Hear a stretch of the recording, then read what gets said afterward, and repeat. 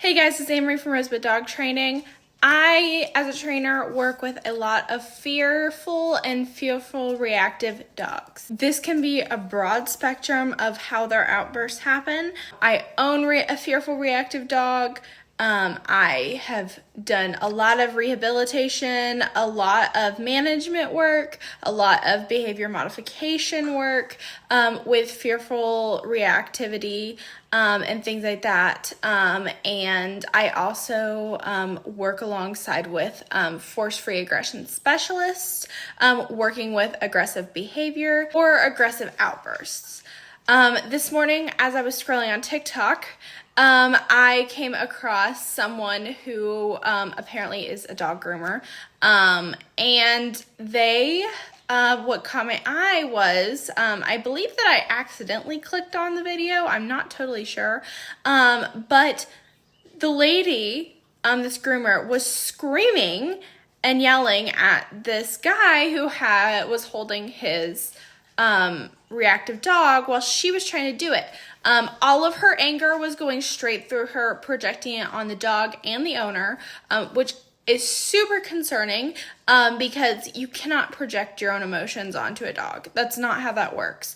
You will cause so many triggers and so many issues from that dog, and it's completely unfair because dogs don't understand emotions in that capacity. They don't understand why you're angry at them. They don't understand why you're frustrated, so you being angry and projecting your frustration out on them makes no sense to them. And I get it. Sometimes things happen, you get a little frustrated, you'll make mistakes, you learn. That's not what was happening here. She was deliberately yelling at the dog owner, criticizing them because she had them come in to hold the dog, and then trying to tell them how to do these holds to groom this dog. No anxiety medication, no fear-free specialist, no ways to even slightly manage this dog's issues. The way that the situations were being handled was abusive and completely inappropriate, and I decided that it was something that I needed to address. This groomer was getting violent verbally with the dog's owner, who obviously cared an awful lot about their dog. And that is one thing I wanted to say. When you get into these situations where trainers or groomers are abusing dogs, 9 times out of 10, or at least the majority of the time, the owners really do care about their dogs. They love these dogs and they want them to be better. They just don't have the correct information on what they should be doing, who they should be going to, what they should be looking for, whether that's credentials, experience,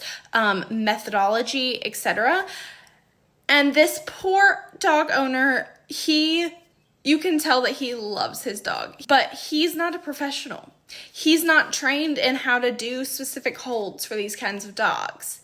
And this groomer was just getting angrier and angrier and angrier with him and yelling at him because, oh, I can't do this, oh, I can't do that, because you're in the way, because you're not doing this right. He's not a professional. He's somebody who really loves his dog and sadly made a mistake and came to you. And you are obviously someone who is not qualified to be working with, in my opinion, any dog, but specifically these type of reactive dogs. Anything that a dog does is out of an emotional response. This means that whatever the situation was at some point in their life, they emotionally process something as a way we would deem as incorrect. And therefore, they're having behaviors that a lot of times we label as bad, but in reality, there is no such thing as bad behavior. It's just unwanted or undesirable from us, but to them, it seems completely justified. It's not like they're going out of their way to try and be aggressive because they want to be aggressive or they want to be dominant or whatever. It's because they emotionally process something wrong, and now the way that they are regulating that emotion and advocating for themselves is something that we deem as inappropriate. Sadly, this is not the way that a lot of trainers look at this. When you're looking at people who use correction-based methods, whether this be in training or grooming, or use very dominance theory, alpha theory, kind of like, I'm going to just try and be over the top of you and blah, blah, blah. When you see these people using these methods, they're uneducated in dog behavior. And that's where it's very important that you look and find someone who knows what they're talking about. Or a really important thing is that if you do find someone, if they do not have the qualifications, or if they are concerned that they're not going to be able to provide the amount of care that they think that you should have, they will refer you out. I am not an aggression specialist. I work with reactivity, and sometimes that reactivity results in aggressive behavior as their form of outburst. There's fight and flight responses. This dog obviously is at a point where their flight response isn't working, so they're going to have to use their fight response because they don't understand what's happening. And no one, again, this is not aimed at the owner because this owner obviously cares about their dog. They just don't have the correct information and education. No one is stopping and saying, hey, how can we make this less stressful for you? If you look at the video, there are countless amounts of stress signs. The dog's panting is heartbreaking. The whale eyes, just look at the body language. You can count from head to toe the stress signs that this poor dog is experiencing and showing because they are so stressed and just being flooded. Viewer discretion and trigger warnings are advised because this is really sad to watch. I did not get a good chunk of the interaction from the live stream screen recorded, simply due to the fact that I was watching it and was in so disbelief that I didn't think about recording it, but I did get some good chunks out of there. I also got some good chunks of the groomer, of course, not taking anyone's criticism or constructive advice well, just basically telling them that they didn't know what they're doing and blah, blah, blah, blah, and being very aggressive with the audience. Which doesn't surprise me due to the way that she was acting aggressive towards this reactive dog and this reactive dog's owner, who really just wants the best for their dog. This is a very disturbing video. It's definitely not as disturbing as some videos that you could see, but it is extremely concerning. And I think that it's very important that I share this. It was hard for me to watch, and I get sent thousands of dog abuse videos a day. It was really hard for me to watch, but I think that it's something that's really important that needs to be talked about.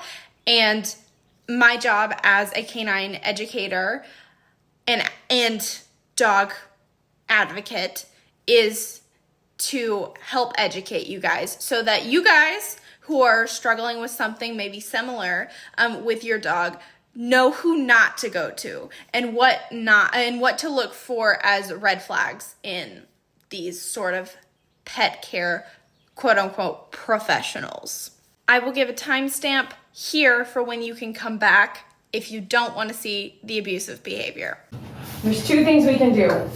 The lay down, head flat.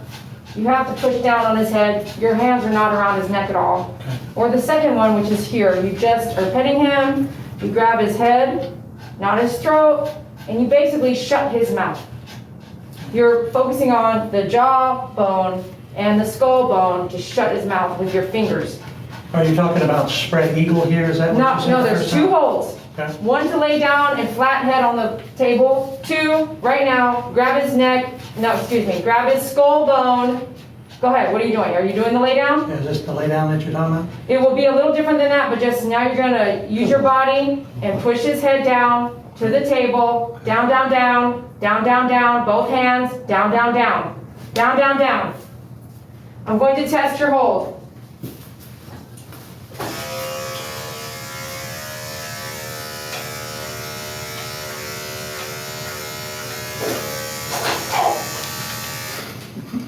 Wait, okay? Your fingers are in my way.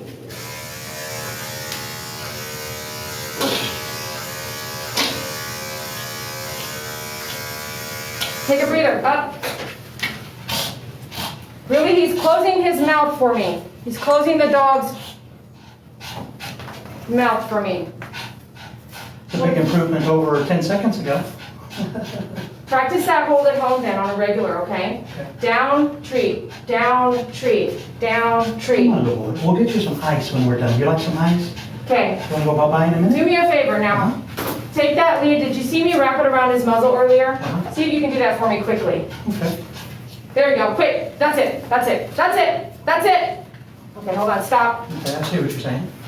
I need to see his face and shave his chin, that's it, and we're done. So, okay, at some point stop, don't keep going, you're gonna cover all the hair and I won't be able to shave it. Gotcha. 1, 2, pull it back, tell him no. Or tell him good boy, tell him the good boy thing. Good boy. Good boy.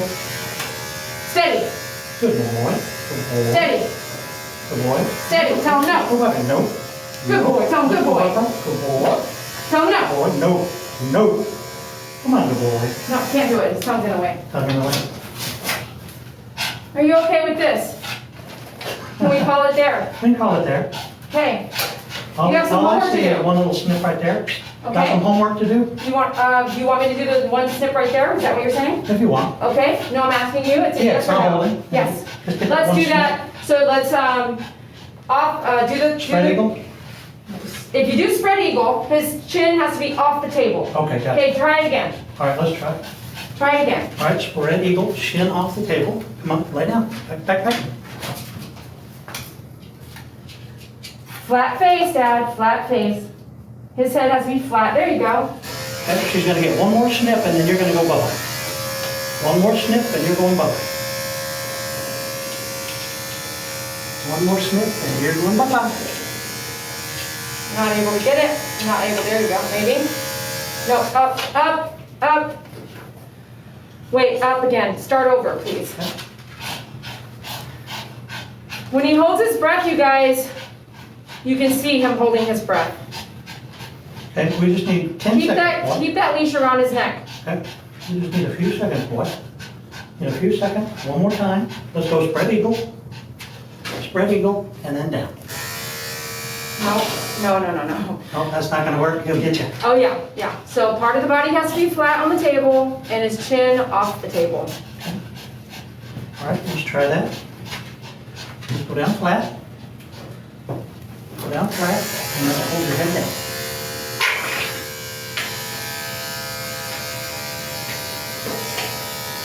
Oh, no.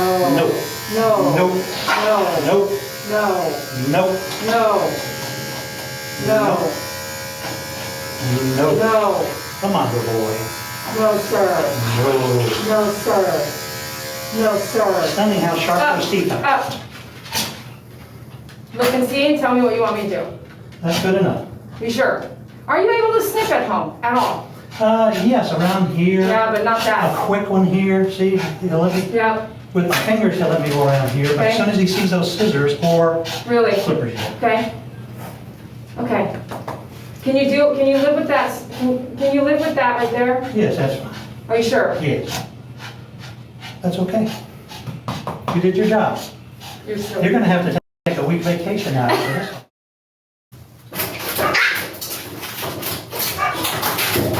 Is that you, Daddy? That's Daddy? Daddy did not want to get bit by you. You bit him already, huh?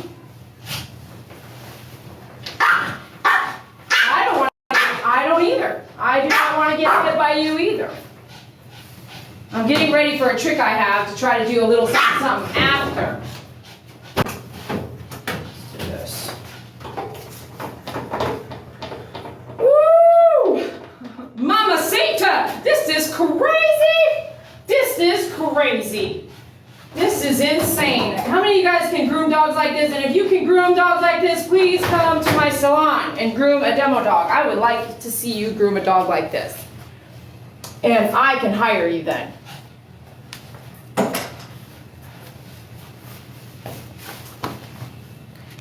If you can groom a dog like this, come on out.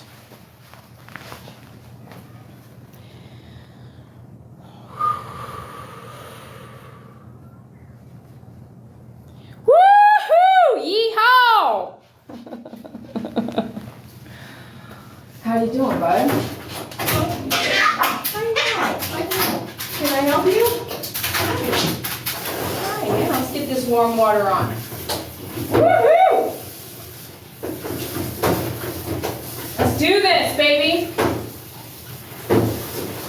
Get that, let that whip warm.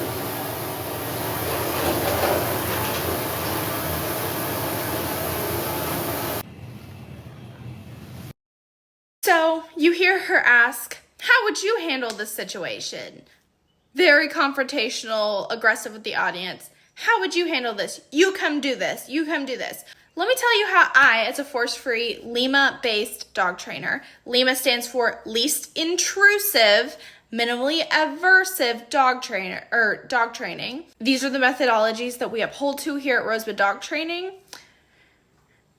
Let me tell you how I would suggest one of my clients, if I had someone who was dealing with this, or if I personally was dealing with this with my own dog, how would I go about making this experience a little less repulsing? 1, find a fear-free veterinarian specialist. If they have a veterinarian behaviorist on board that team as well, that is a super useful resource. Use it, please. You need to talk to your vet about putting your dog on anxiety medication, and it may be that they get put on daily anxiety medication or they put on situational anxiety medication. But you need to talk to them, explain to them what you're dealing with, and ask them what medications, what anxiety, what behavior medications can help them not be so stressed out, because it's very dangerous and very unhealthy for dogs, specifically their hearts, to go under that sort of stress. Number 2, find a force-free dog trainer, and not just any dog trainer, someone who specializes in fear, reactivity, and even aggression. Find someone who knows what they're doing and who can help you put in management strategies.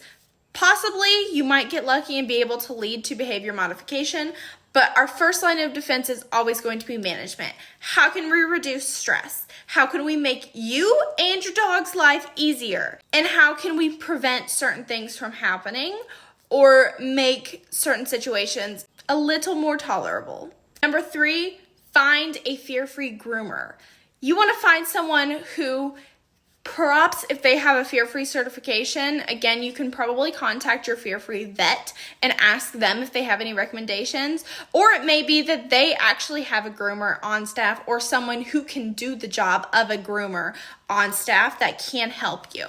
Find someone who is going to work with you, respect your dog's autonomy, give your dog a voice, and help reduce the stress in the situation. Grooming for dogs is what we call a necessary evil, aka something that has to happen no matter if the dog is upset or not.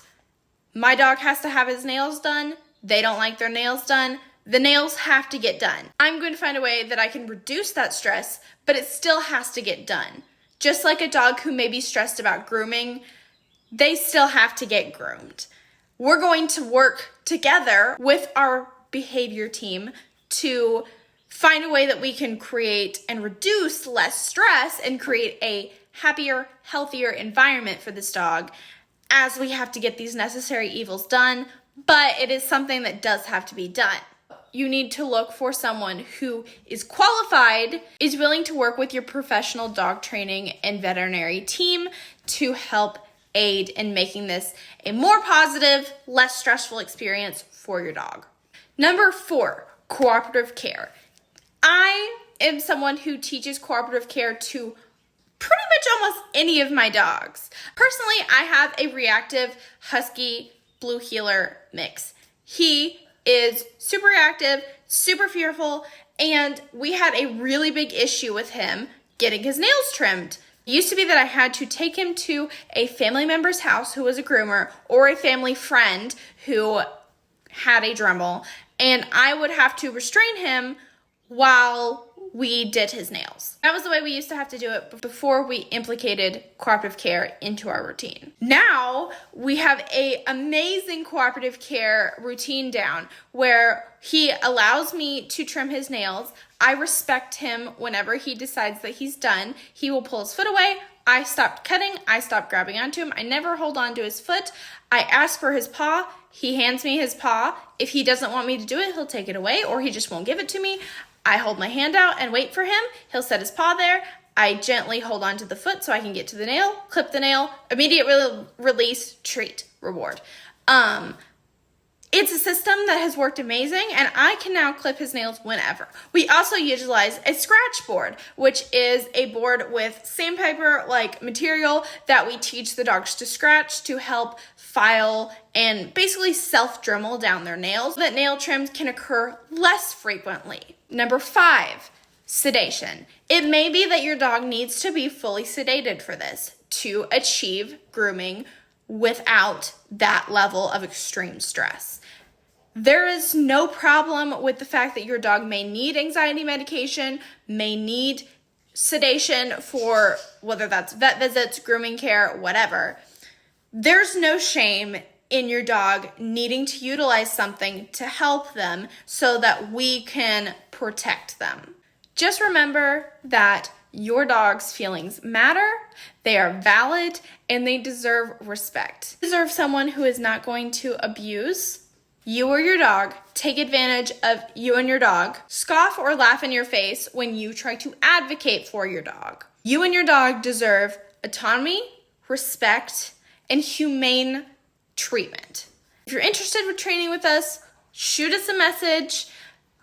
If you have questions on anything or you need to be pointed in a reactivity aggression specialist who's force-free in your area, or you would like information on how to find a fear-free certified veterinarian, groomer, trainer, or force-free groomer and trainer in your area, let me know. I will do my best to help point you guys in the right direction. I can give you as much help as I possibly can. Thank you so much for watching till the end. If you guys like this video, please make sure to follow us, hit the like button, comment down below if you have any questions or comments or have anything else to add.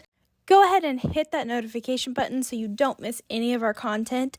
And please share with a friend to help educate the world on humane treatment of animals.